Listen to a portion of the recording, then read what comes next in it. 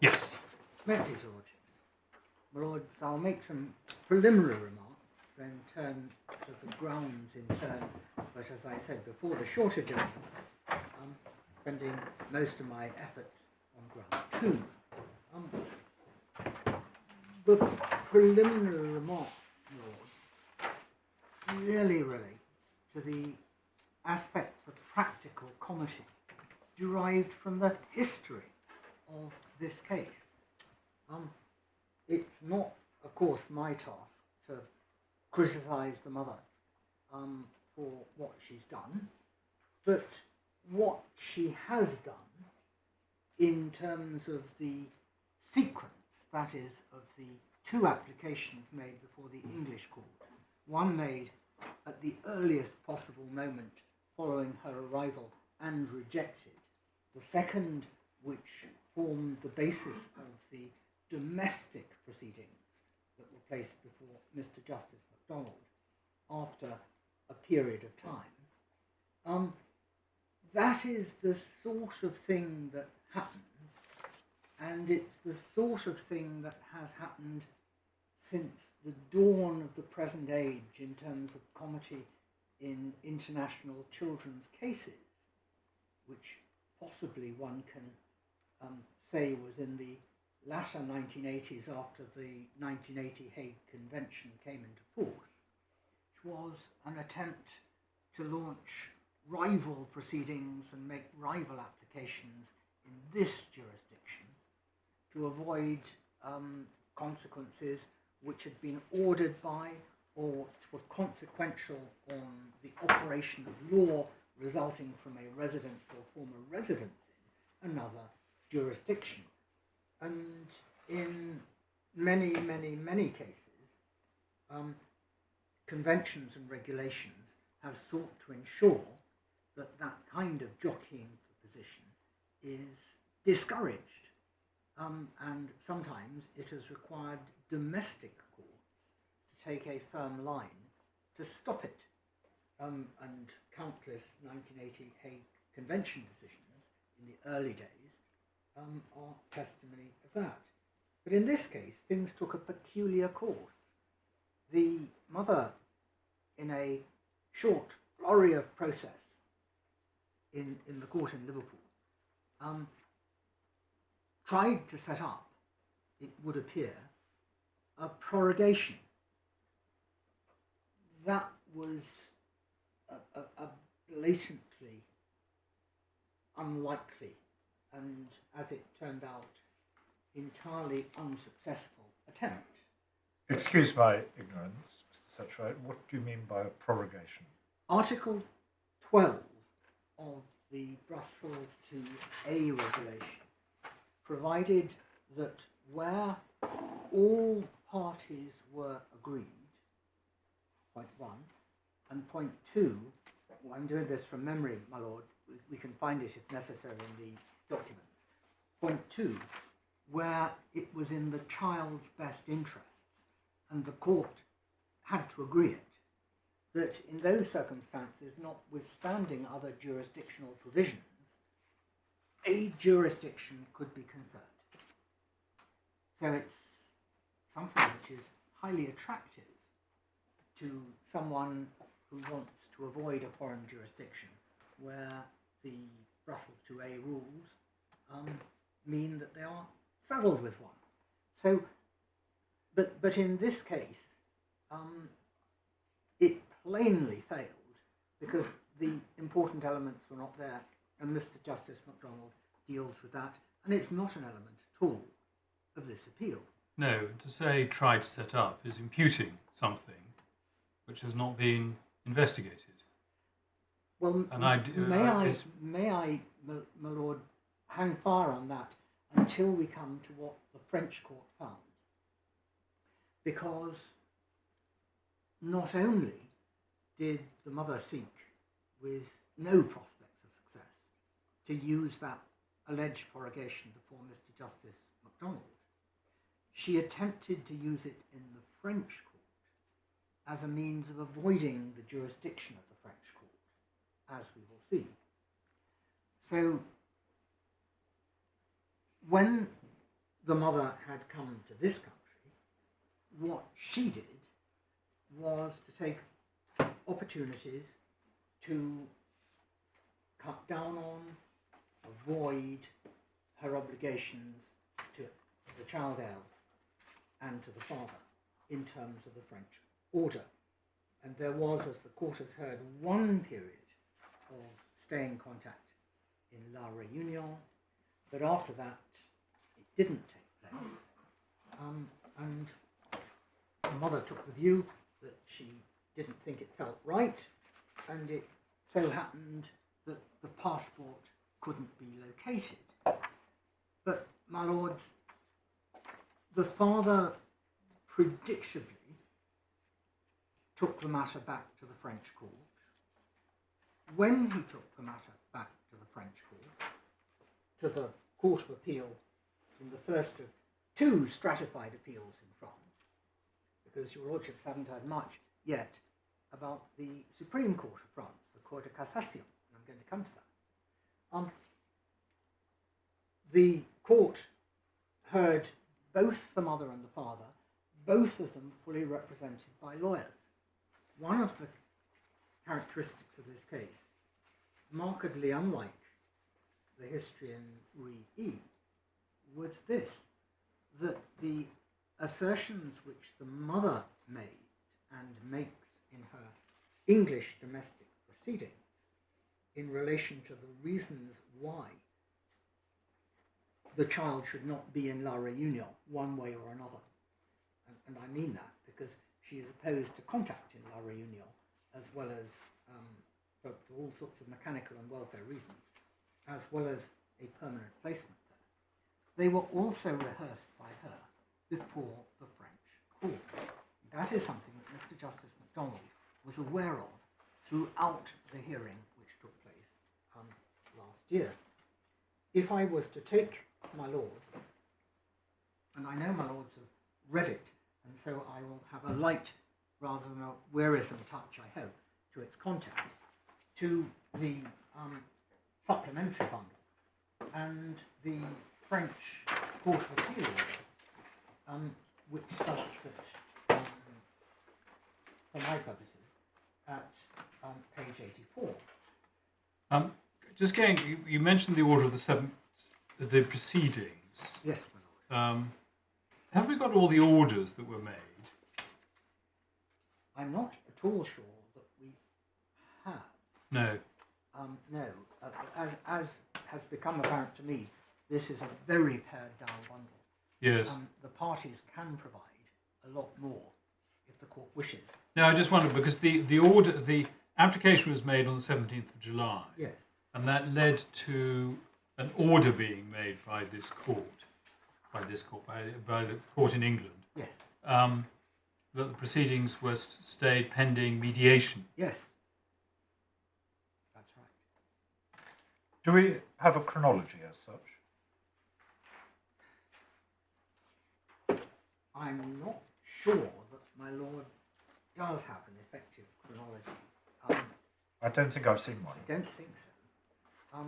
And my lord, if it would assist the court, we can provide one. Because to some extent there's an intricacy to this.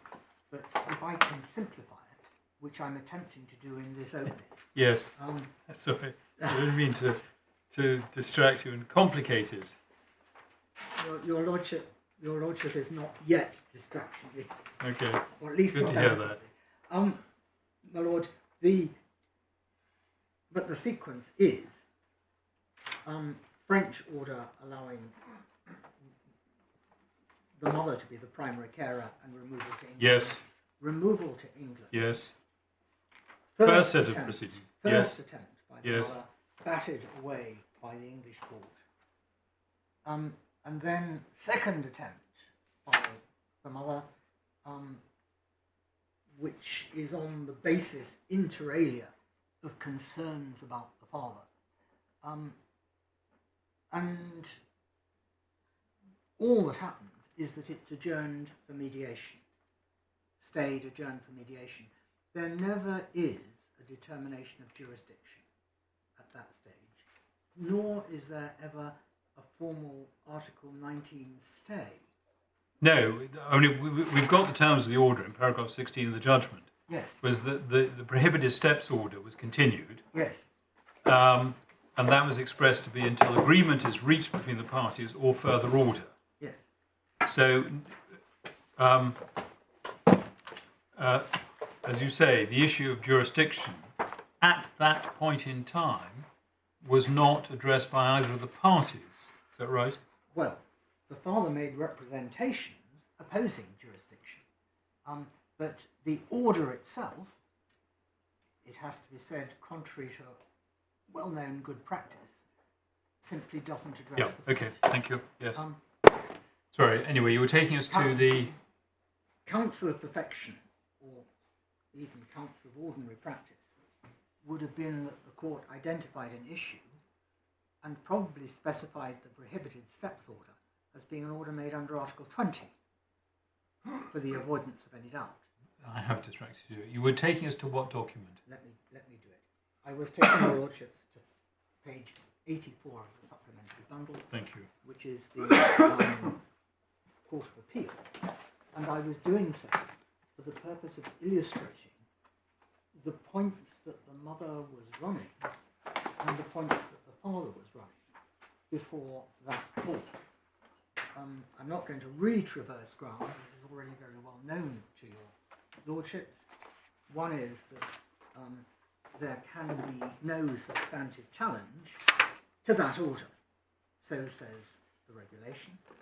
And another is that within the European Union there is a wide range of approaches to the management and conduct of children's proceedings, and provided they don't fall foul of the very high threshold in Article 23A, that diversity is recognised and does not thwart comity at all.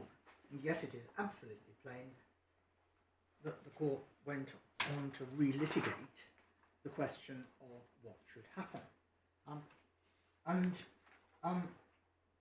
Just taking a few points that may be relevant, on page 84, the court dismissed the father's application for mediation.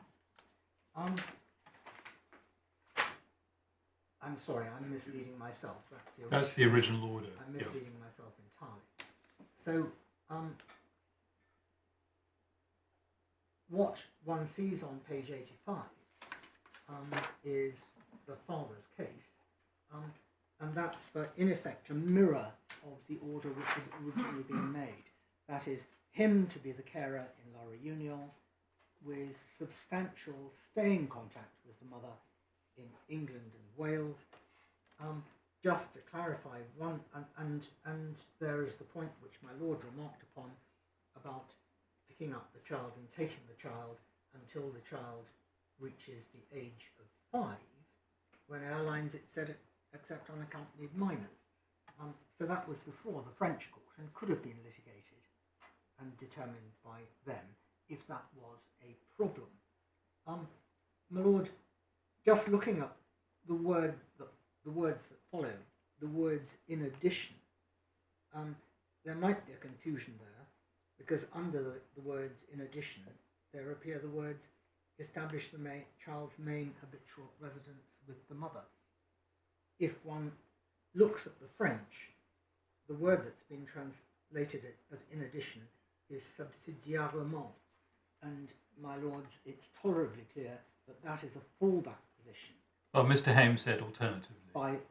Yes. But it's a fallback position. Yes. It's a secondary position if the court is against him, as any wise advocate has. And so that was the position. And so the father remained very clear on what it was that he wanted. And then, my lords, the mother, if one looks on page 86, just above the halfway point, in her last written submissions filed on 17th August 2020, the respondent, that's the mother, begged the court to remit to a subsequent oral argument so as to allow her to respond, or reject the submissions, and then she cites the prorogation case, and then she asks that the status quo, her status quo, be preserved, and then one goes to the decision, and one sees on page 87 that the court accepts jurisdiction. Now, the importance of the court accepting jurisdiction is that it, we say strongly arguably, provides a corroboration for the Article 19 point. Mr. Justice MacDonald, and this is almost all that I've got to say about ground one, in addition to the unchallenged expert evidence that Mr. Justice MacDonald had, he did have, of course, the fact that the French court accepted jurisdiction following a challenge. If the French court did not consider, in all the circumstances, that it had a jurisdiction, it would undoubtedly have said so. If it had regarded itself as the court second seized, it would have been faithful to Article 19. Instead, it plainly accepted jurisdiction. It specifically rejected the grounds set out by the mother. If one looks at page 88, it recites the mother's argument that she moved and settled in England more than 6 months before the father's appeal submission. It then goes on to prorogation, and it then goes on to Article 15. So the mother did absolutely everything she possibly could within the scope of proper legal argument to avoid a French jurisdiction, and the court was against her. Insofar as she sought to raise further jurisdictional points before Mr. Justice MacDonald, he undoubtedly had to be aware that a foreign court with which he is in comity had rejected those jurisdictional challenges. But then the court goes on, having said, whereas the challenge of territorial jurisdiction should therefore be declared inadmissible, goes on to parental authority. Mr. Haynes, walking uneasily upon a tightrope, because he asserts that he is not seeking to challenge or the substance of the French order, although he has undoubtedly been critical in his submissions, has to face, as did Mr. Justice MacDonald, the self-directions which are to be found here on welfare, which are the French equivalent of setting out the relevant provisions, including Section 1.3 as amended of the Children Act, by which an English court prioritises welfare when looking at a children's decision. So having done that, the court then goes on to give what amounts to a welfare judgment.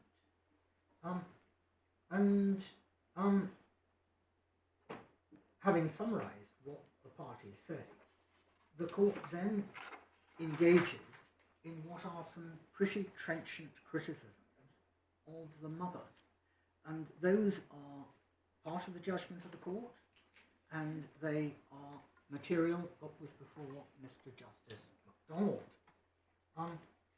And if one looks roughly halfway down the page, the father represents that the mother infringed his right to exercise parental responsibility and disregarded his visiting and accommodation rights, as he was only able, he claimed, to see the child for 32 days out of the 100 that are granted him by the order.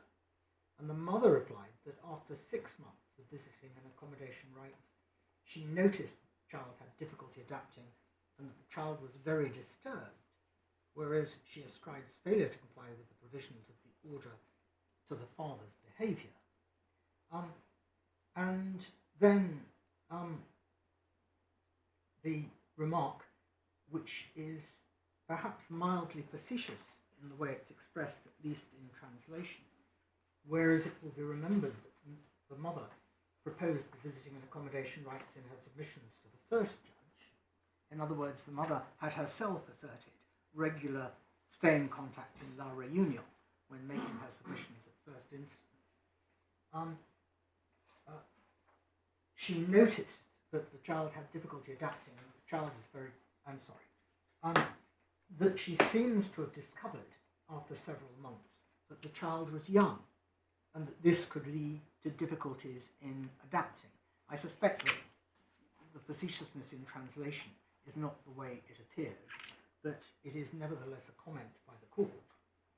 And then this, whereas the mother's behaviour actually reveals a plan to return to Great Britain in the best conditions for her, whereas she proposed to be, to the first judge, an organisation of the separation as balanced as possible in view of the distance, so as to eliminate any risk of an unfavourable decision, whereas after she was able to leave without difficulty, the ban on leaving the territory being lifted, she hastened to return the matter to the British judge in order to have the father's rights restricted, whereas the argument of disruption of the child appears to be fallacious, since as early as 25 April 2019 she refused to allow visiting and accommodation rights, not because of psychological disruption, but on the pretext that the child's creche required visiting and accommodation rights to be exercised during school holidays, and that the child had dance lessons, whereas during the October holidays she said she could not hand over the child's passport because the child had played with it and misplaced it. And a reference is made to the written submissions, which were plainly extensive, because it's page 17 thereof, made by the mother. A very surprising reason in the case of a 3-year-old. And the observation, whereas such behaviour characterises a mother's willingness to restrict the relationship between father and daughter. And my lords, there is a clear finding, and a very strong finding. It's exactly the finding that is made in those relatively rare cases where English judges, including of the High Court judges in family cases, take the severe step of saying that previous decisions on the allocation of primary care should be reversed. And it also indicates that the French court had concluded that the mother had a deliberate motivation, first to seek, on, as it was put, the best possible terms to her, the removal from France by offering things, and that when she got to England, for reasons which did not pass muster in terms of being tested for their real merits, she decided to go back on those arrangements. And on that basis, my lords, it's plain that the French court was highly sceptical about the mother's motivations. It's an extension of that, my lords, and if my lords think it's an excessive extension, of course withdraw it, to suggest that the rather curious attempt to produce at a hearing at which initially the father was in person and over the telephone, a so-called prorogation might be something that could have been tactical. But, my lords, if I put it too strongly, then of course I withdraw it. But Mr. Justice MacDonald didn't have, as it were, a level, untrammelled playing field to survey in terms of the mother's conduct in this particular case. And whilst my learned friend, Mr. Hames, protests to this court that the the mother's never really been opposed to contact. That was not the impression that the French court had, nor the impression which it set out very clearly in its judgment. But the judgment, my lords, went on at paragraph 90. Whereas the mother still invokes the fact that the child only speaks English as well as her young age, whereas, however, it will be observed that the father speaks English, as will be seen from the emails, whereas it seems unlikely that if the couple not separated, the child would not have learned French and had lived exclusively in the parental home. No, that so language was no essential obstacle. Lastly, many young children see their parents separate and even live at a great distance from each other, whereas this has no bearing on depriving the father of his visiting and accommodation rights, especially as the father's educational qualities are not seriously called into question. And then, moreover, the father's profession as a surgeon should not be an obstacle. He's perfectly capable and has the material means to organise himself. Remarkably, this morning, this court heard submissions from my learned friend Mr. Hames that the father's occupation as a busy surgeon meant that this would be an order that would be contrary to welfare. It would be one of the considerations. Well, the one thing that must be said about the mother is that she does not lack consistency, but that is a point which she sought to make to the French Court of Appeal, and it plainly rejected it. And it goes on to say, whereas it is therefore in the child's interest to have her residence with the father, who appears to be better able to assume his parental duties and respect the other parent's rights.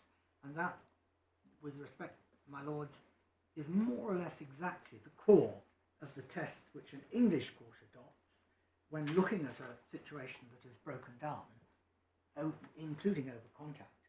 The court asks itself which of the two parents is best in overall welfare for the child, and a guide to that may be which is better able to respect the other parent's rights. So which is likely actually to afford the contact rights to ensure that there's a realistic and full relationship with the other parent. And the court decided that meant there had to be a change, having considered questions of separation and all the particular points that the mother had raised.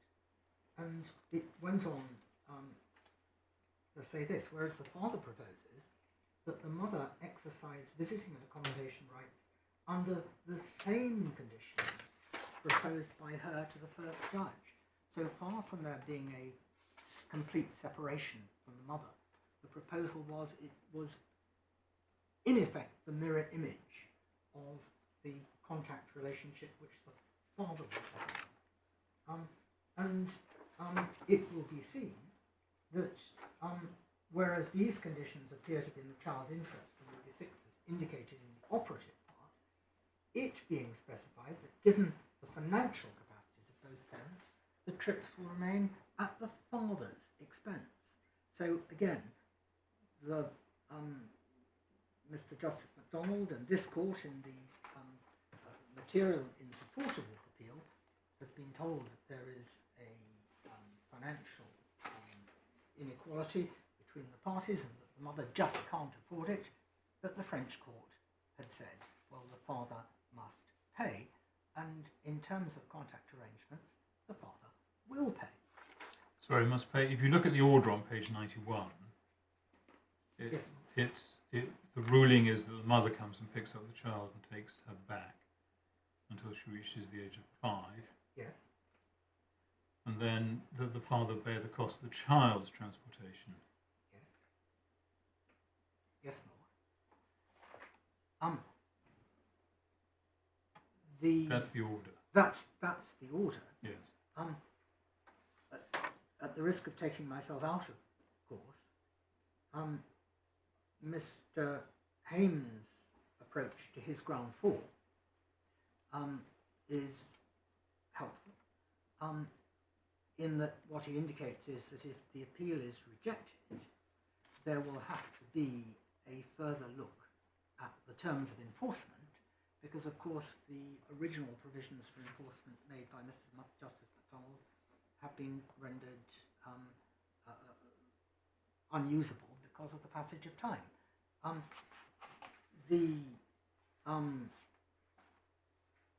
I'm sure, and indeed have instructions to that effect, that such arrangements for at least the initial enforcement of the order, which would entail the mother's travel, will be funded by the father. But that won't be a matter for this court. That would be a matter which could be decided either by agreement or relatively summarily. But, my lord, that was the determination by the French court, which was, of course, in due course subject to an appeal. So, my lords, there was the French Court of Appeal's decision. The mother plainly made very extensive submissions and was represented. And, of course, that appeal incorporated, or should have incorporated, because the mother had every opportunity, all the material and all the allegations which she was placing at that time before the English court. My lord, what then happened was that the mother chose to appeal to the French Cour de Cassation, the French Supreme Court. She needn't have done that. If the mother had wished to, she could have focused on the English jurisdiction, where her proceedings were technically, although no order was made to this effect, stayed. My lord, although this may be a rabbit warren down which I should be discouraged from running, the consequence of the B2A regulation should arguably have been the dismissal of the English proceedings. I say that for this reason.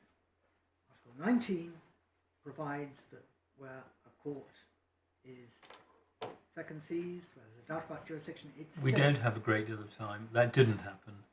So I think it is a bit of a rabbit hole, unless it has a very short end. It does. It does. Even if it's a blind end.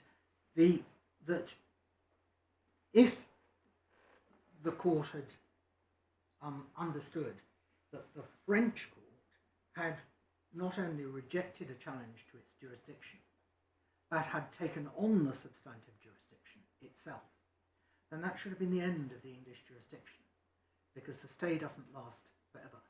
And if the French proceedings continued, which they did, it should have arguably been a dismissal. I don't think it amounts to anything, because as we know, Mr. Justice MacDonald, very carefully choosing his words, said that he had a power.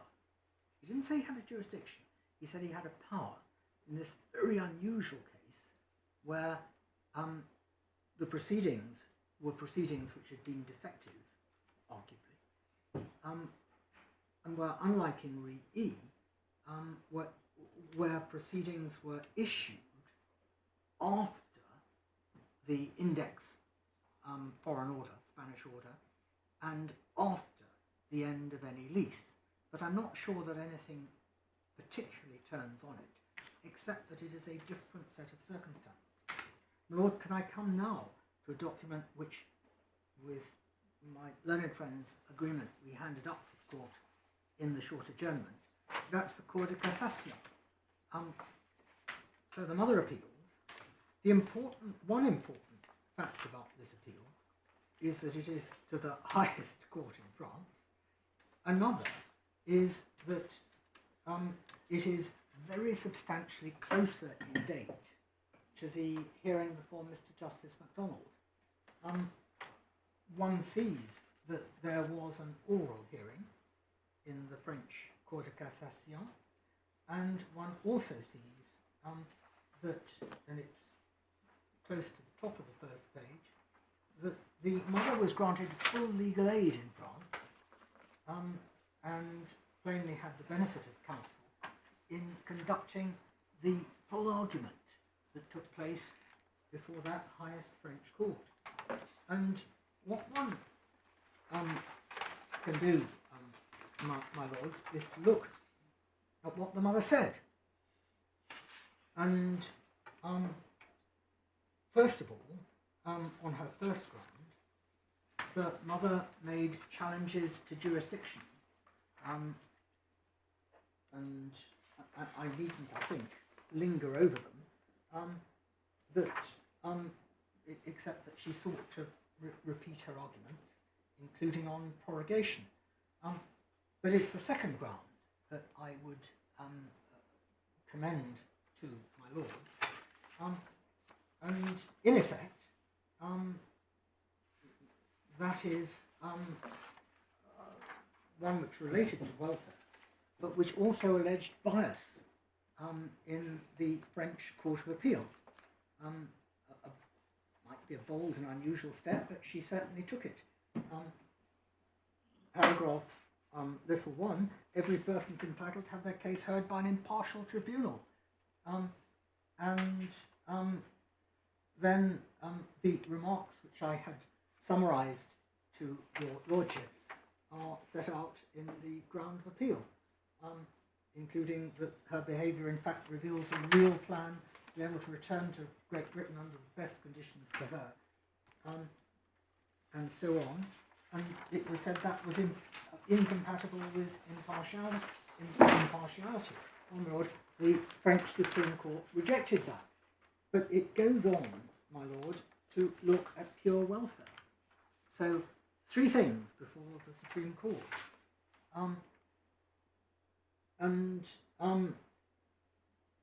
The Supreme Court's decision is paragraph 1. It is. That's yes.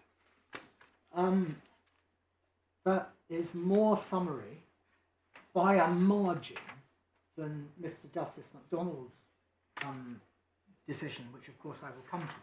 On what no, I was just because I was looking at the other paragraphs, trying to work out whether there was something. But these are actually just the grounds of appeal.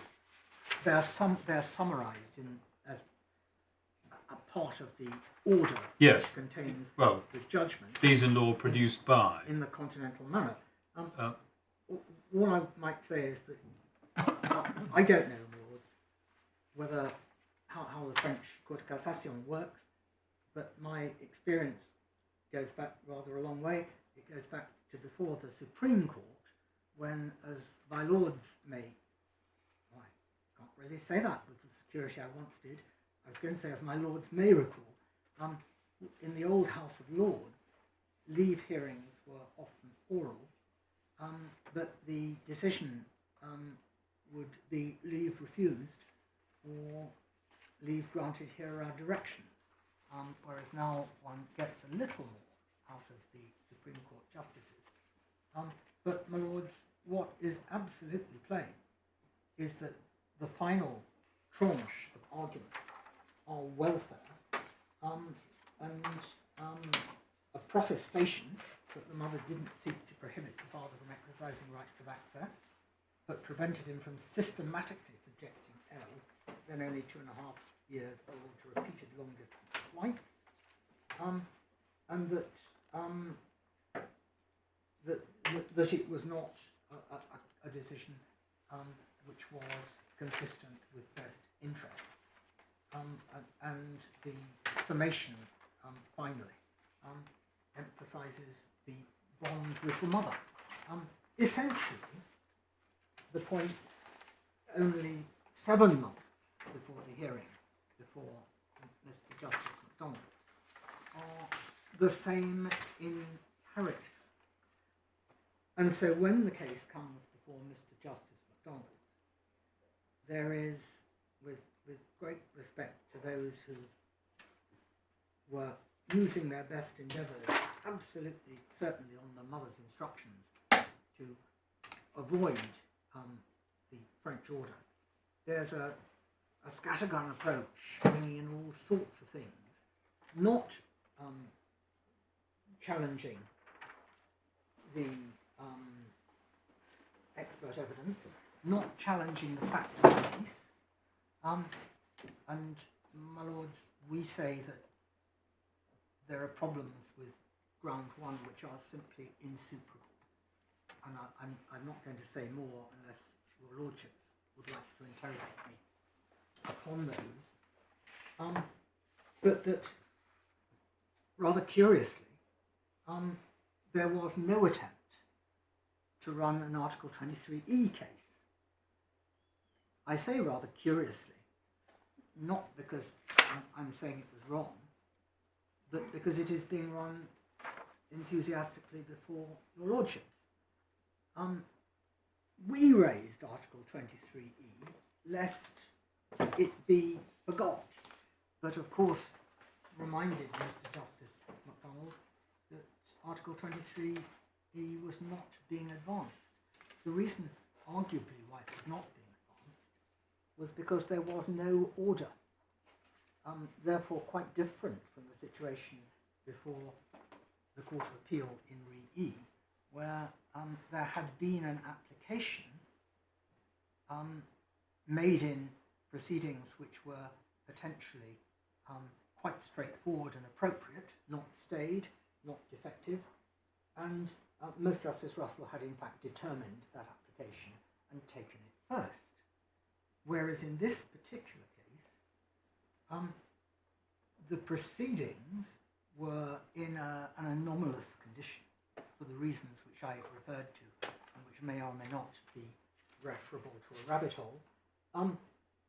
And there was absolutely definitely no order, because such orders as had been made in 2019 were not capable of being Article 23E orders. They were something of a very different nature, and they'd been utterly overtaken by the orders made in the French courts, because at the time that that order was made, the original French order, which was a contact order in favour of the father, was in force, whereas now the ground had shifted absolutely entirely beneath the parties' feet. So, my lords, there are many factual distinctions with Re E, but I suspect your lordships are going to be more interested in the principles which are set out by Mr. Justice Jackson, Lord Justice Jackson, Peter Jackson, in his judgment, and I will come to those in due course. But, my lords, in approaching them and in approaching the entirety of the case, Mr. Justice MacDonald was fully aware of this rather distinctive background, in which there were two orders of very high status French courts, in which the essential arguments that were being run before him had also been run. There was an effluxion of time, much less time, 7 months, since the decision of the French Supreme Court. But in essence, it appeared to Mr. Justice MacDonald that the situation was in its material particulars the same as that which the French court had determined. Lord, those were the preliminary remarks that I sought to make. They don't differ, and I'll come to them in due course, to grounds 3 and 4. If, my lords, I look with your lordships at the judgment of Mr. Justice MacDonald, and, my lords, these submissions are plainly a development of, but not a substitution for, our full written skeleton. So if I don't repeat it, it certainly doesn't mean I've abandoned it, or you've abandoned it. If I look with my lords at Appeal Bundle 43, which is the judgment of Mr. Justice, I suppose I should start, for these purposes, although I may go back in the course of argument, to paragraph 90, which is at page 74. Sorry, paragraph 90 at page 74. dealing just with one point. If you go to paragraph 35, the Mothers Then Council were submitting that the judge should undertake a welfare investigation. Yes. Yes. Oh, yes. Yes. Thank you. It was for the reason that we thought they might be trying to do it, that we said, well, they're not raising Article 23E, but do look at it. And he did look at it, and the judge did look at it. So. Thank you. So, sorry, 90, did you say? Yes, I did. Yes, page 74. Yes. So, there's no misdirection. The judge says, I'm satisfied that neither of the grounds for non-recognition are made out. But went on to say, however, while not raised expressly as a ground, and incidentally, the second ground of the grounds that were before the court has not been raised in this appeal, which was child's voice, and with respect, quite rightly, given the age of the child. My Lord's observations as to the recast regulation are not applicable, and in any event, this is a young child. But, my Lord, paragraph 90, however, while not raised expressly as a ground, by reason of the reliance on the principles set out in E, the third ground of non-recognition will necessarily fall to be considered if the court accedes to the mother's application for welfare orders in respect of L. Now that is a very careful piece of construction, my lords may think. It will fall to be considered if the court accedes to the mother's application for welfare orders in respect of L. Mm-hmm. Namely, pursuant to Article 23E, the judgment is irreconcilable with a later judgment. So, yes, Mr. Justice MacDonald was recognising the possibility that if he was persuaded to make a welfare order, that welfare order, assuming it was made, I suppose, a nanosecond before he made his determination of the B2A application, would be capable of being a 23E defence. My lords, he later addresses himself, we suggest, appropriately and fully to read. We move on, I think, over the page to page 76, and to paragraph 96. Though I ought to alight, I suppose, briefly at 95, where, having referred himself to Dicey, the court says, when the court first seized brings proceedings to an end, the court second seized can correctly assume jurisdiction. Within this context, in addition to L now being habitually resident with jurisdiction of England and Wales, I'm satisfied that the French court is no longer seizing proceedings in respect of her. And he later goes on to say that he's got the power, although he's understandably cautious to talk about proceedings or orders. And so he says, I'm satisfied that the court has power to make welfare orders. However, in accordance with E, the question remains whether it's appropriate on the facts of this case to embark upon a welfare assessment of matters that were decided by the Court of Appeal in Réunion based on a change of circumstances. On balance, it's not appropriate to do so. Well, first of all, my lords, we say that he correctly directed himself that there was a first stage, which was to decide whether it was appropriate to embark on a welfare assessment. It may be that the nub of the argument comes down to that other phrase that he used, based on a change of circumstances. And I will come in due course to what Lord Justice Peter Jackson says in Re E and what the judge did.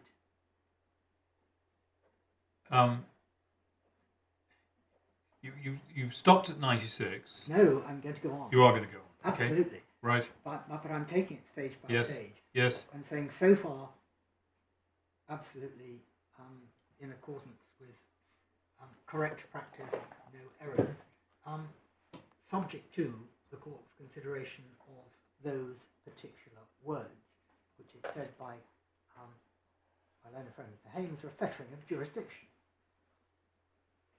So I will take my lords through without comments the passages that follow and then go on to Re E. The mother, it said, and this is 97, invites the court to embark on a reconsideration of the welfare assessment of the Court of Appeal in Réunion. Again, my lords, with respect, that is appropriately put and well understood following a reading of what, in fact, the procedural history in France and England contained. The judge is quite right. What he was being asked to do was to embark on a reconsideration of the Court of Appeal's assessment. That was a tightrope to some extent to be walked, bearing in mind what is said in Re E about the according of respect to a foreign decision, or in this case, decisions. And it's also the case, my lords, that we say that there is nothing substantive or substantial in the arguments that were placed before Mr. Justice MacDonald against the operation of the French order that wasn't in its essence present, and indeed in the evidence, at the time that the French orders were made, apart from the effluxion of time. That, of course, does not necessarily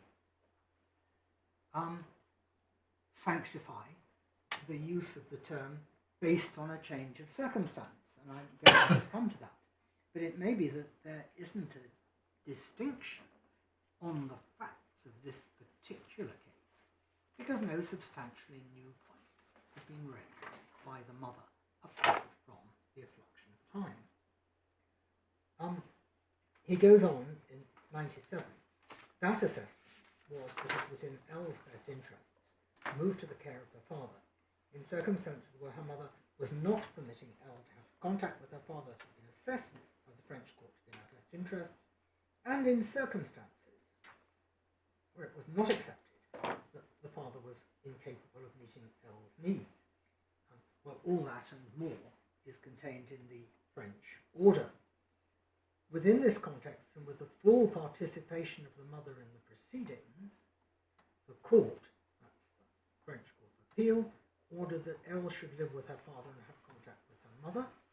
Within this context, beyond the passage of time that has passed as the appellate process has been completed, and that, my lord, is a reference to the Supreme Court decision, which Mr.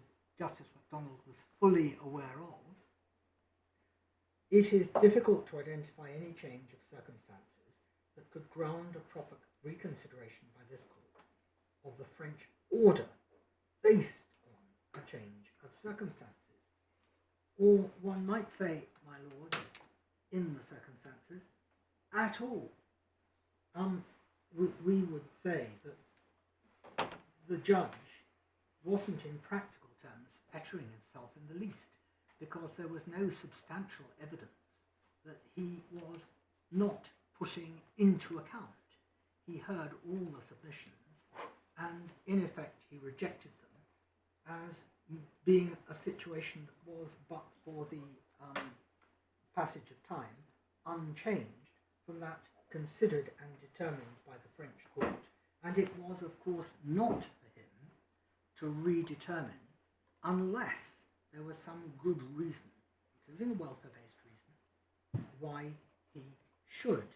That, we will say, and I will come to it, is entirely consistent with the approach of Lord Justice Jackson in Re E. My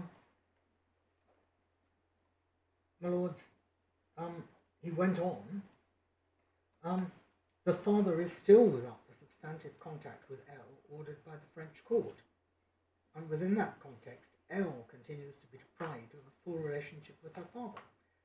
What he is doing there is going beyond asking whether there is or is not a change of circumstance.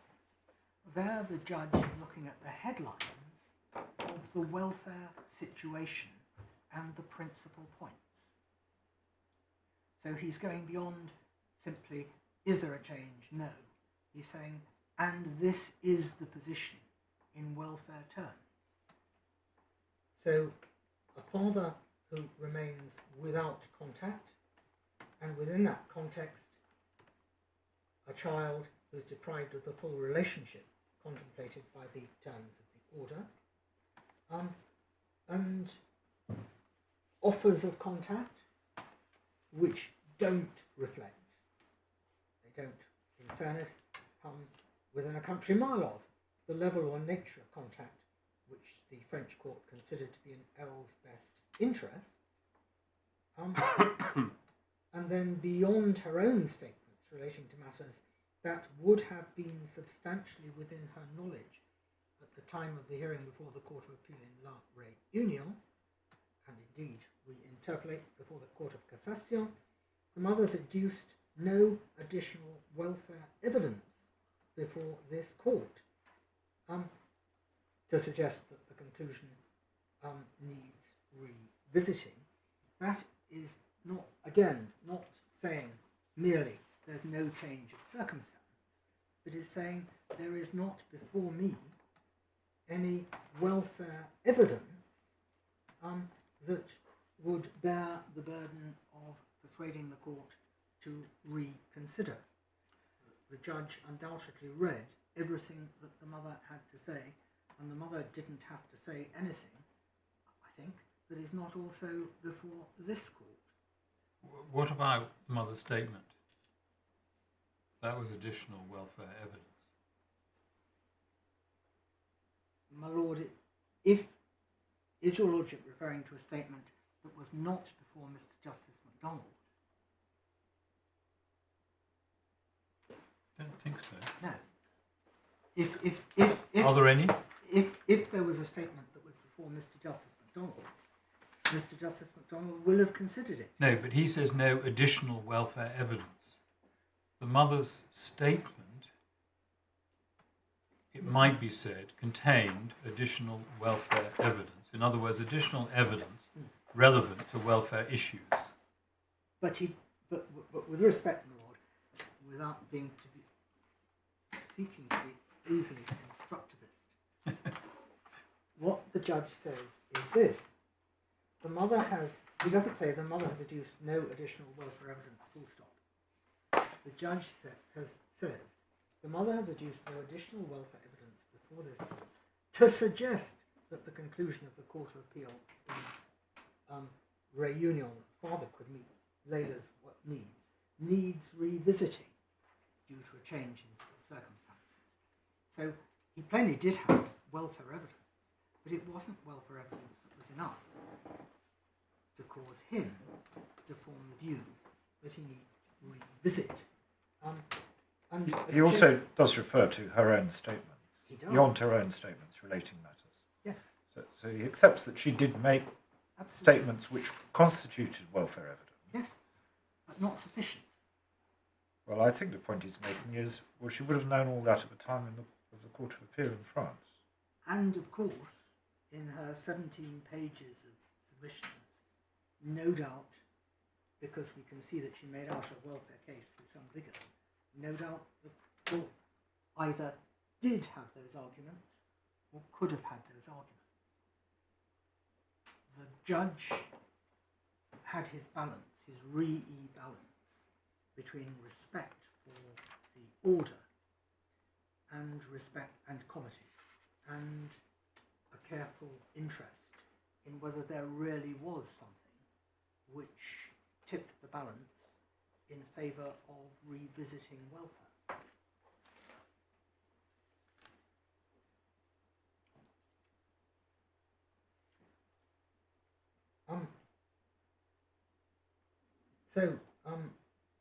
He goes on at paragraph 98 that the judge in re-e was clear that any revisitation of a foreign welfare order in circumstances where the English court now has jurisdiction must take place in a manner akin to that adopted when considering a domestic welfare order. And your lordships have already been taken to the passage from Lord Justice Peter Jackson's judgment, where he deals with that, and I will revisit that in due course.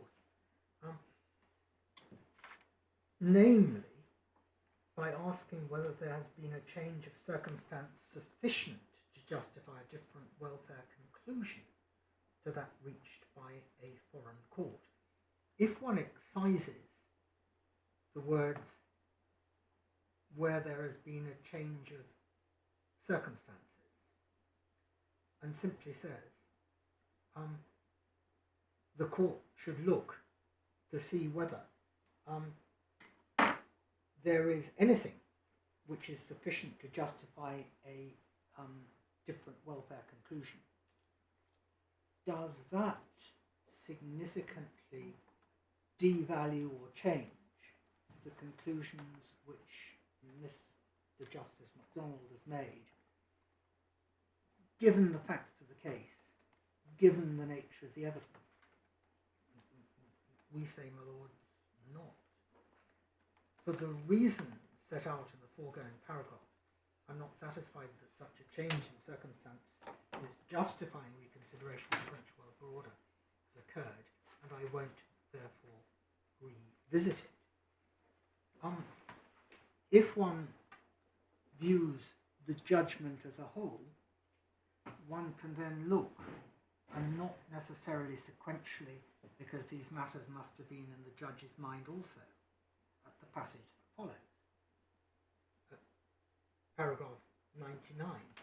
So I agree one doesn't want to look at this too sort of analytically, take sentences out of context and whatever. But where he says sufficient to justify different welfare conclusion, is that consistent with re-e? In other words, do you have to go that far, or do you have to, is the threshold that high that you have to think it's sufficient to justify a different welfare conclusion? Because what you're considering is whether to embark on a welfare investigation, a welfare assessment. Is that putting it too high? Where there is a balance, and the sort of balance which Lord Justice Peter Jackson was contemplating in re-e, which is a balance, first of all, against the weight to be given to a foreign order. And there we say, and I know it was one of the questions which my Lord posed to a letter from Mr. Haynes, which is, well, what sort of an examination should there be? If it's a stage 1 examination, it's got, we say, to be something consistent with what should be the summary dispatch, or the relatively summary dispatch, of an enforcement, of a recognition and enforcement hearing, which is the necessary context for a re-e exercise, if I can call it that, where one one has a concurrency of applications and consideration. So one can't make stage one, in most cases, a very time-consuming process. Therefore, perhaps there has to be a consideration of whether there are, to coin a phrase, real prospects of success before it is embarked upon at all. It's not simply a question of, here is a child, can I consider welfare? Is there material on which I might consider welfare? There is, ergo I will. There is inevitably, we suggest, a higher threshold to make the game worth the candle. In the context. One can tie oneself in knots as to what a real prospect of success means in different contexts. I shouldn't have used that term of art, should I? Lord Justice Peter Jackson just uses the word appropriate. Yes. What I was going to say in the generality about Re-E is that Lord Justice Peter Jackson was careful not to impose a particular test, and that what he has said and done in that case is to lead a wide margin to trial judges to take the first stage in an appropriate manner, depending on all the circumstances of the case. Yes. And that Mr. Haynes helpfully acknowledged. And that, my lords, is what, taking the middle and coming to the end when I'm still most of the way through the middle, that we say is exactly what Mr. Justice MacDonald did in the circumstances of this particular case. And he wasn't fettering himself by using inappropriate terms of art. He was looking at the reality of this particular case after a complete understanding of it and a complete understanding and reading of all the evidence and arguments.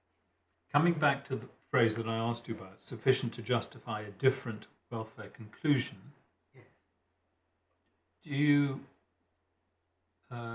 accept, do you consider, or do you think that's too high?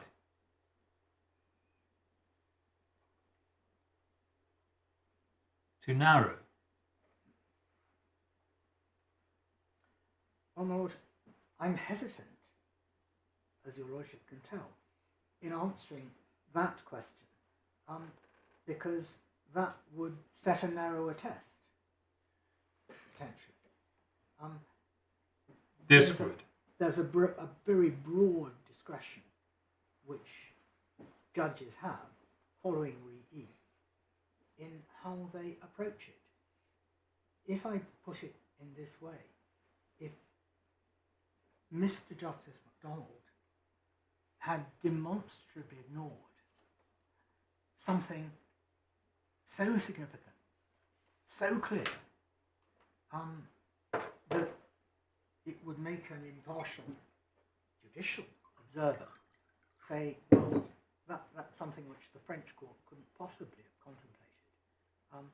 But nevertheless, and it would be inequitable for me not to contemplate it. Well, then, if Mr. Justice MacDonald had not looked at it and ignored it, then that would be a route to a successful appeal. But he simply didn't allow himself to get into that situation. I would respectfully agree with my lord that I should not, and Mr. Justice MacDonald need not have been drawn into particular forms of words.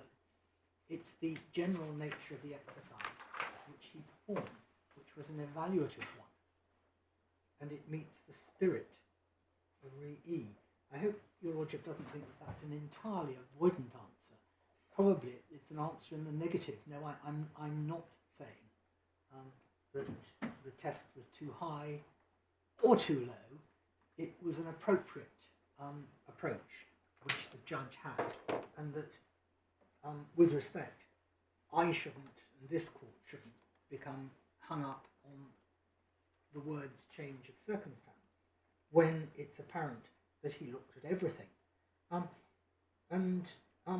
But I was going to say to my lords that one can look onwards, because the content of paragraphs 99 and 100 clearly go beyond questions relating to changes of circumstance. And those are things which Mr. Justice MacDonald must have had in his mind in this prepared judgment. So when he says, I accept that this conclusion means that Layla will now move from the care of her mother in this jurisdiction to the care of the father in Réunion, what he is bearing in mind are all the mother's welfare arguments in what follows about the consequence thereof. He accepts that this will have a significant and potentially adverse effect on Elle in the short term. But it's possible to have a soft landing. So he is recognising a short-term welfare detriment, balancing it out and mitigating it. He is balancing out the importance of the relationship with the father. He is referring to the lack of substantive concerns on the father's parenting capacity. He is saying that Elle should be accompanied by her mother. It should be contemplated to allow a gradual transition to the father's care while the mother is in La Réunion, and a clear agreement with regard to direct contact following the move. And as my lords are aware, it was we who raised the soft landing and made extensive proposals, which were quite elaborate proposals, as to how the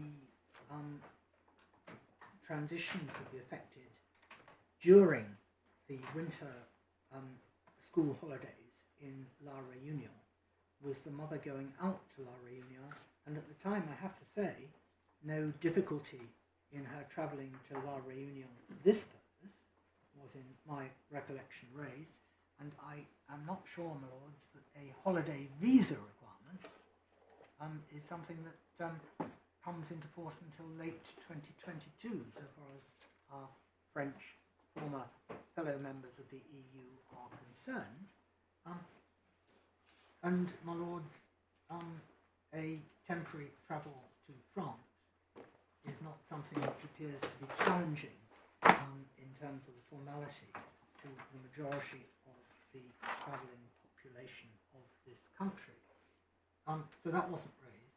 But, my lords, the judge considers these things with some care, and he considers, therefore, the overall welfare balance once again, and then says at 100, I'm not satisfied that this course of action amounts to an unnecessary and disproportionate interference in the Article 8 rights of the child.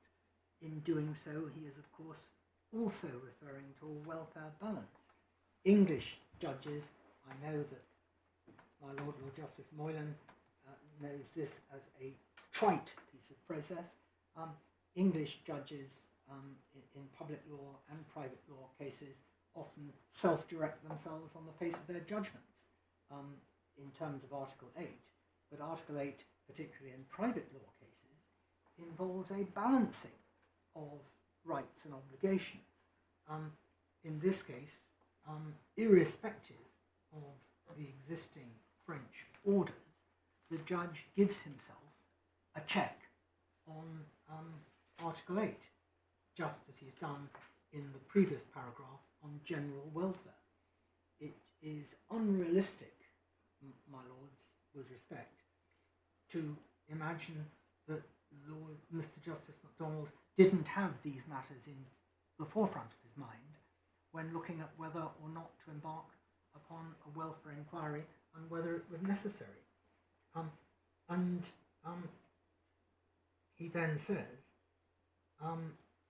the court is under a positive duty to ensure the efficacy of L's Article 8 rights. That is, in a sense, 100% consistent with the Re-E obligation, I cannot accept the submission that the French order was made without any or any sufficient welfare analysis, or without providing Elle with an opportunity to be heard. I don't think I need to dwell on those. And he then goes on to consider enforcement. And he then says, in summation, it's eminently arguable, in light of the decision of the Court of Appeal in Réunion, and the absence, as I found, of any change in circumstances sufficient to justify revisiting the welfare decision, that not to enforce the French order would constitute a breach of L's Article 8 right. And then, my lords, that concludes the judgment. If I come to Re-E, and what I think I've done in making these submissions is to refer in headline to most of the points, but it is probably, my lords, at page 211 of the authorities bundle and paragraph 65 of Re-E in the judgment of the case of Peter Jackson that I ought to go. And that paragraph 65 says, dealing with the second question, the court's required to deal with concurrent applications for recognition and enforcement of welfare orders. Where this arises, the power to make welfare orders may be theoretically unfettered, but it's in practice subject to important constraints. In the first place, the courts are required, mandatory, to comply with the recognition and enforcement provisions of B2A, and must, mandatory, recognise and enforce the order unless a ground for non-recognition is established. Of course, in the absence, in this case, of a 23E compliant order, and if the other grounds fail, which we submit they most definitely do, then there isn't a defence. In approaching the grounds for non-recognition, the court must always recall the principle of mutual trust or comity and remain mindful that the recognition and enforcement process is not a welfare process. And then he comes to Article 23E. I need not go to F. They differ in that they don't merely involve a process of assessment by the court, but can, permissive, not mandatory, in certain cases be engaged as a result of action taken by the court itself. The scheme and spirit requires the court to act with restraint before exercising its powers in a way that sets up a barrier to enforcement. One thing is absolutely plain in this case. The object was to set up a barrier to enforcement. And, my lords, one looks at that when looking at the whole history of this case. When looking at the conduct of the mother in commencing, as she did, the proceedings in England, the findings of the French court as to her conduct with regard to her approach to the original French order and to her approach to that order once she was in England, and indeed to the timing and nature of her arguments. This, it said, is a familiar discipline.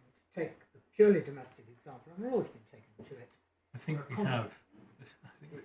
I'm repeating what my You lord are a said. bit. But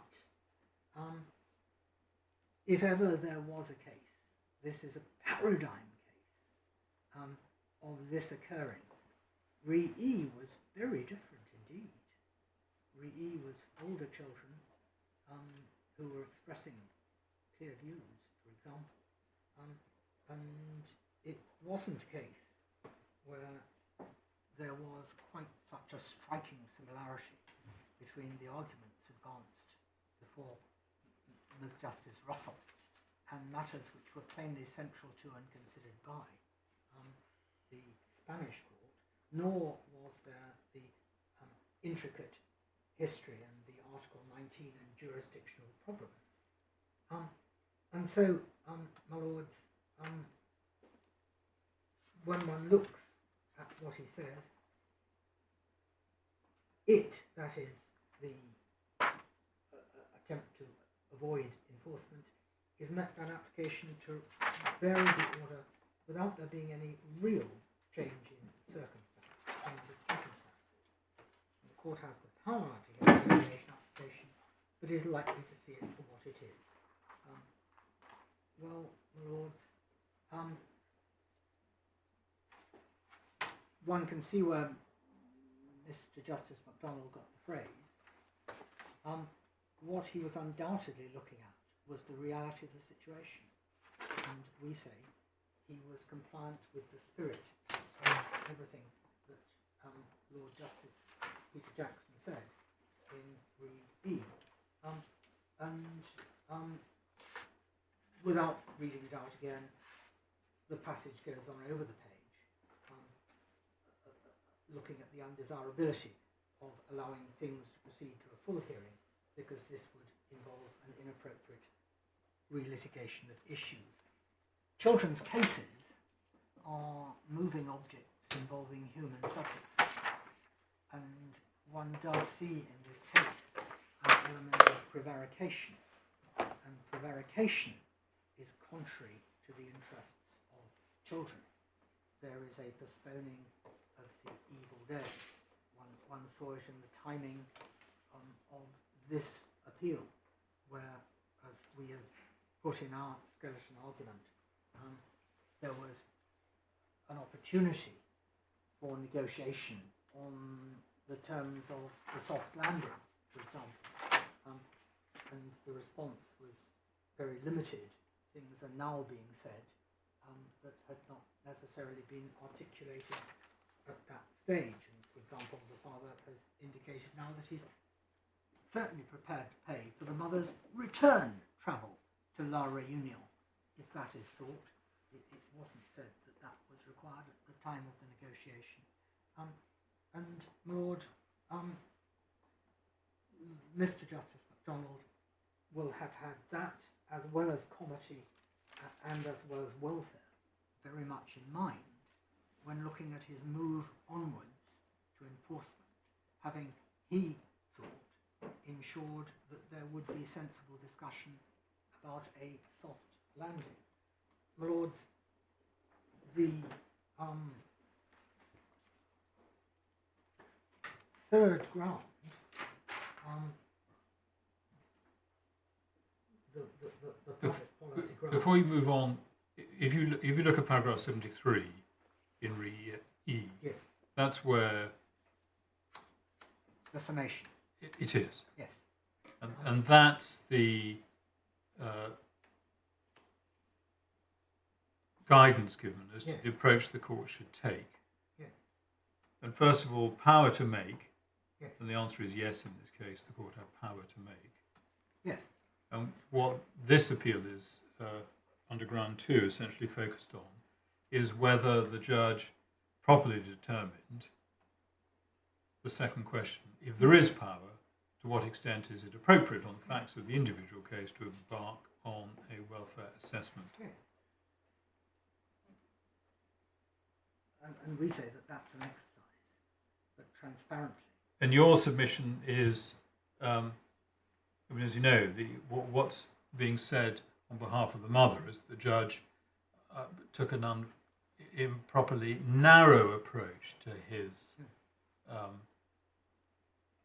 determination of what I will call issue 2 in that summary. And your submission is, looking globally, looking broadly, he reached a decision that was open to him that it wasn't appropriate on the facts of the individual case to embark upon a welfare assessment. So If this had been a you put domestic it? case where he was facing, and this court sees these cases relatively regularly, where the court had made the dramatic decision at first instance to order a change of carer and probably to heavily restrict the contact of the former primary carer.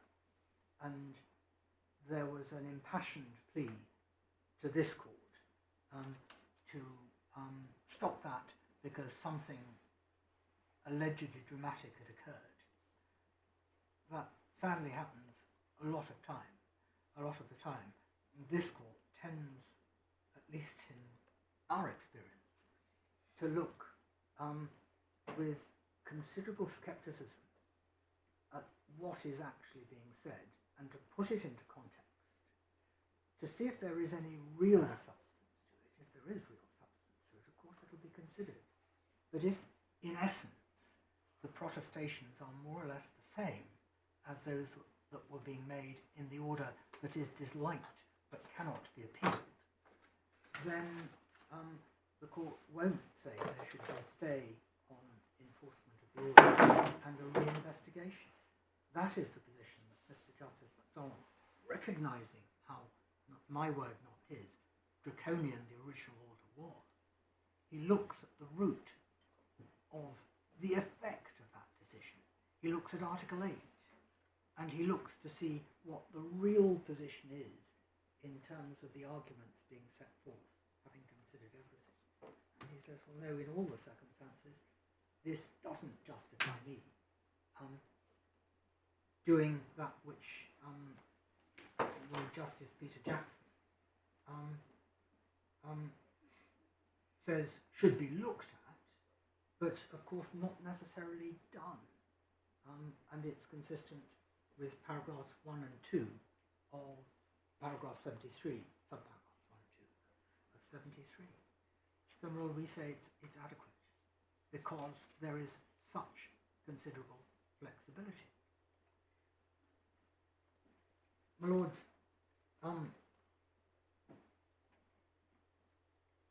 ground 3, we say the high threshold is not remotely traversed. And of course, if the court wishes to interrogate me on that, I'll seek to answer. I've already said that in terms of ground 4, sadly, another few months have gone by, and so the court, and almost certainly not this court, but a remitted hearing, but an urgent remitted hearing, will need to consider if this appeal is dismissed, fresh arrangements for the move to La Réunion. But it remains as important as it ever did. And my lord, the father who's watching this on the live link remains ready to negotiate and to offer the terms which included the mother being put up in residential accommodation in La Réunion for a genuine soft landing, and of course for substantial regular contact paid for by him in this country to her. And in those circumstances, the court can have confidence that enforcement arrangements can be made. It's only because they were so time specific that they would have to be reconsidered. If, of course, my lords felt that this court could do it, then we would be delighted. If the court was against us and allowed the appeal on ground 2, which we apprehend is likely to be the only ground, rather as Lord Justice Peter Jackson said, which has any significant prospect of success after hearing argument. We don't regrettably agree with Mr. Hames. We say that if there was a defect in the consideration by Lord Mr. Justice MacDonald of the test at paragraph 73, subparagraph 2 of 3E, it is not necessarily the case at all that if a broader test was applied, it would result in a welfare investigation. Indeed, we say that almost however it is looked at, there is nothing substantial, particularly in the 7 months since the hearing before the court in La Réunion, but certainly also since the principal decision was taken, which would cause the court to have a full welfare investigation. Putting it another way, there's nothing that can't be swept up in a consideration of the enforcement process, where, as my lord knows, the English court applies its domestic provisions to enforcement and can take all sorts of measures in order to make enforcement as compliant with welfare as is possible. So we say that if the court is against us, the case should also be remitted, but for a swift and summary determination by a judge of the division as to the first stage test, that is, whether there should be a welfare assessment, simply because the outcome is not clear. My lords, may I turn to those behind me? Yes.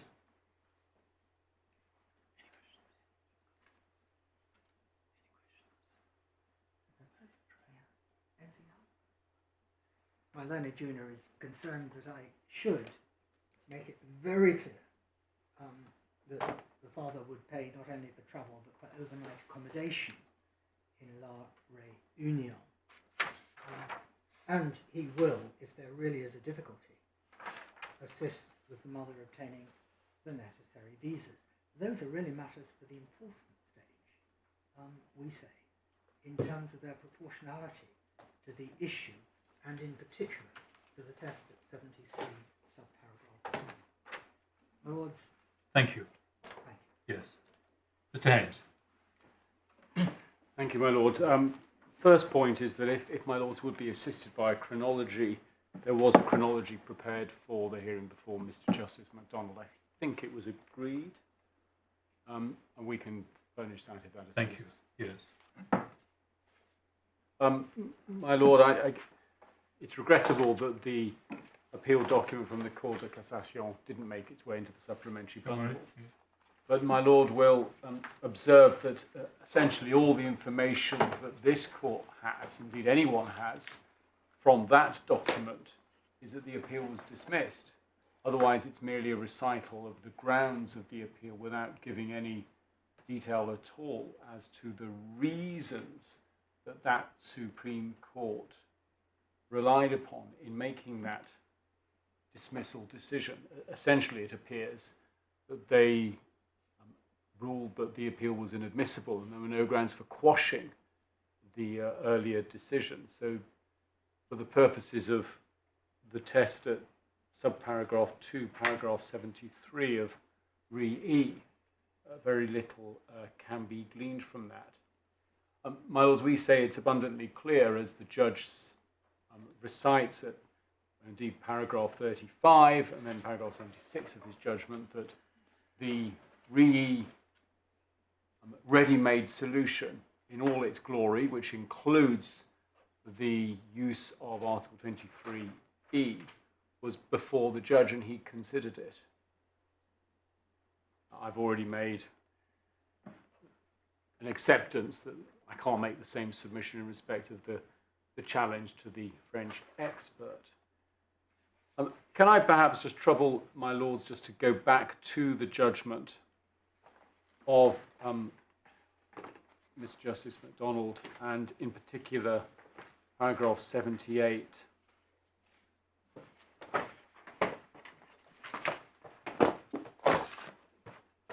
should perhaps start with going to 76.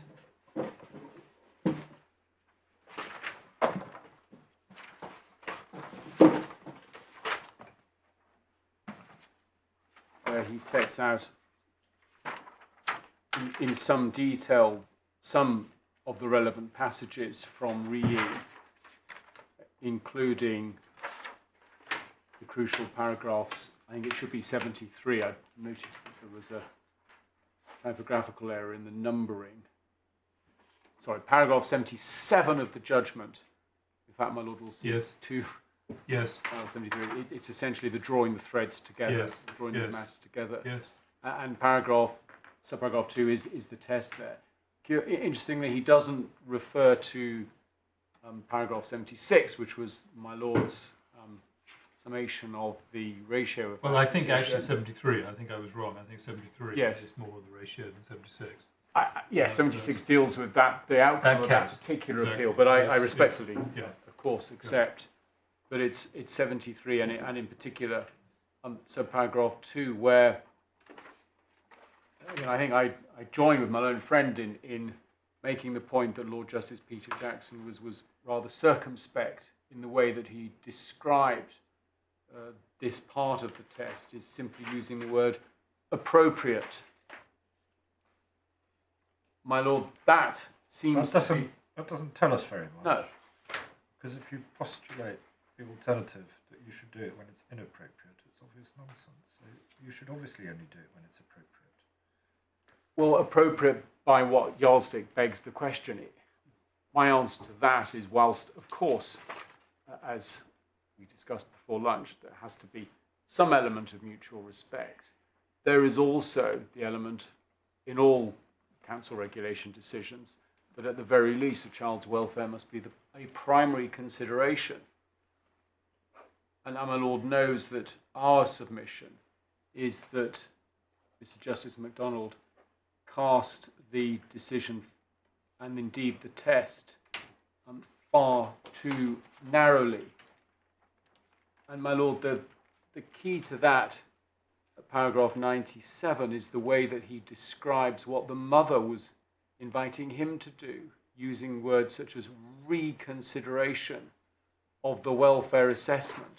It has all the hallmarks of a variation application where one would expect the focus to be very much on the change of circumstances, which is not, in my respectful submission, what Lord Justice Peter Jackson intended. He certainly didn't intend it to be quite so narrow as that.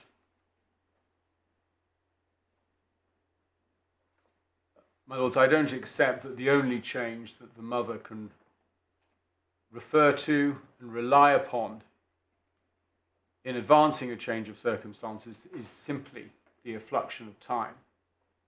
That is nonetheless a significant factor, 15 months from the date of the hearing, little less than the date of the judgment.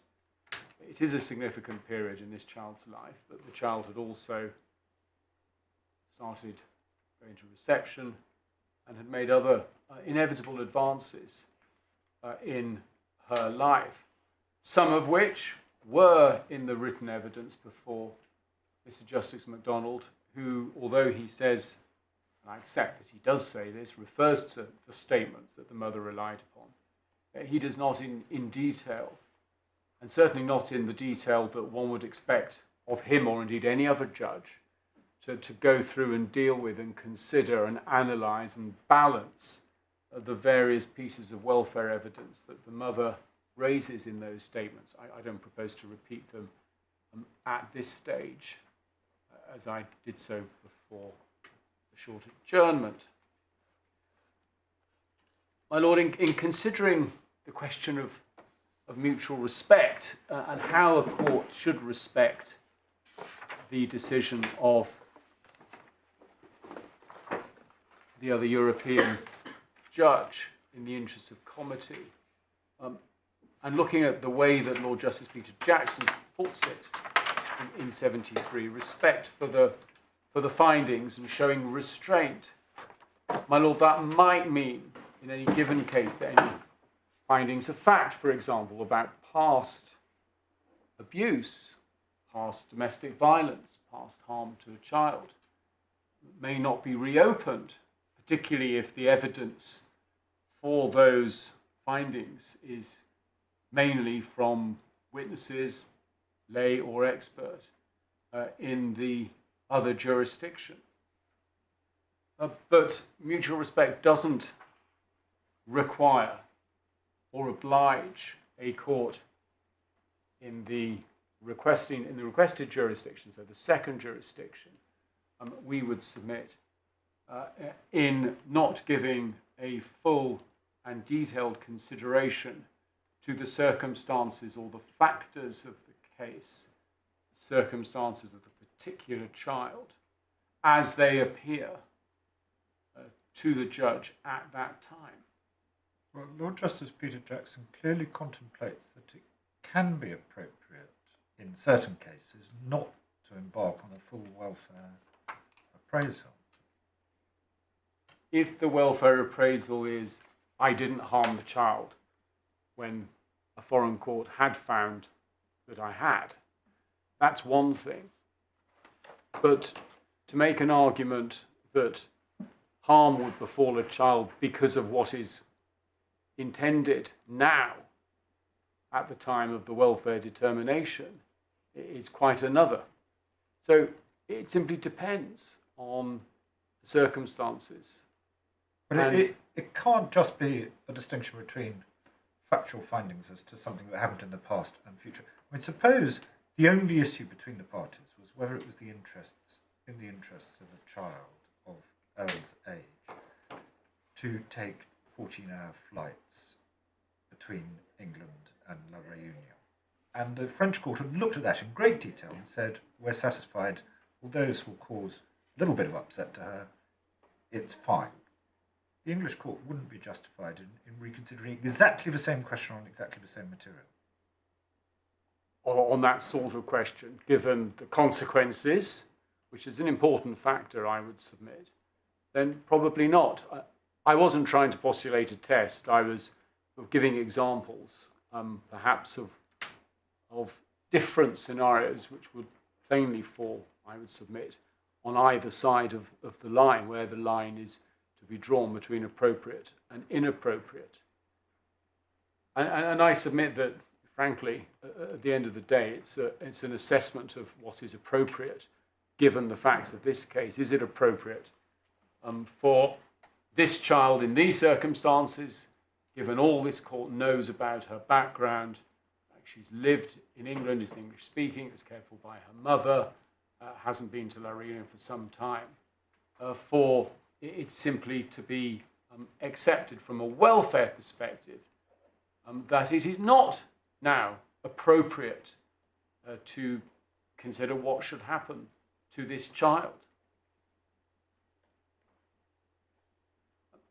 In response to my own friend's submissions as to what this court might have done in a similar scenario, with respect, I would respectfully submit that an English court is more likely than not to have wanted to have explored some of the alternatives of making contact work, either with probably a mixture of carrot and stick, before embarking on such a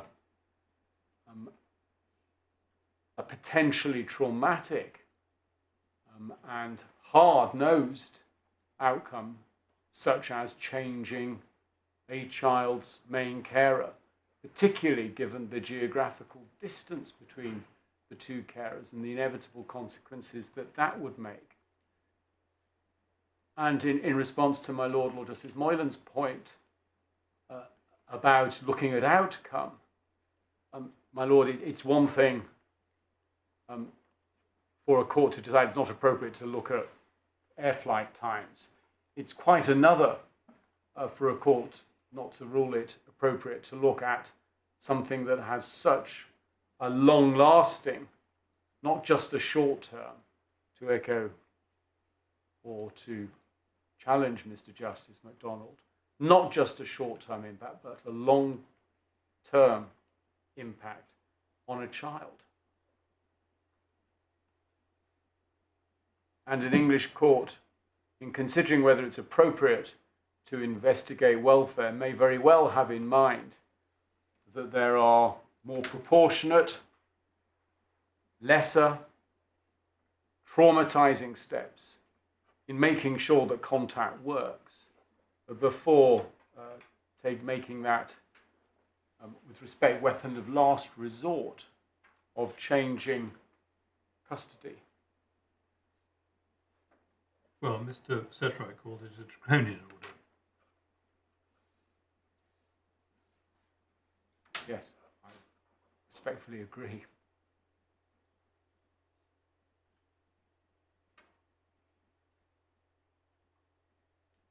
My lord, unless I can assist the court further.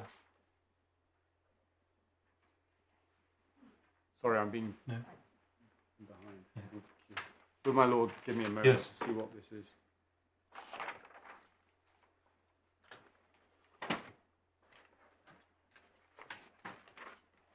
Yes, I think my lords have this point that we do not accept that the mother's application was an attempt to avoid the prospective enforcement application, which must be right given the chronology that the C-100 in this jurisdiction came before any appeal, let alone any enforcement application of the father.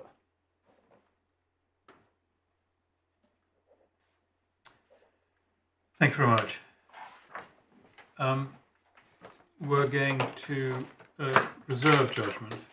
We're not in a position to indicate what the outcome of the appeal will be today. The judgment will be delivered to you in draft for the usual purposes, which are to correct our grammar. And we would hope that once you've received the judgment, it will be possible for you to agree and order, but if not, we can deal with any outstanding matters on submissions. And we appreciate that you all want the judgment as soon as possible. I can't promise when they will come, but we'll try and do it as soon as possible. Or we will do it as soon as possible.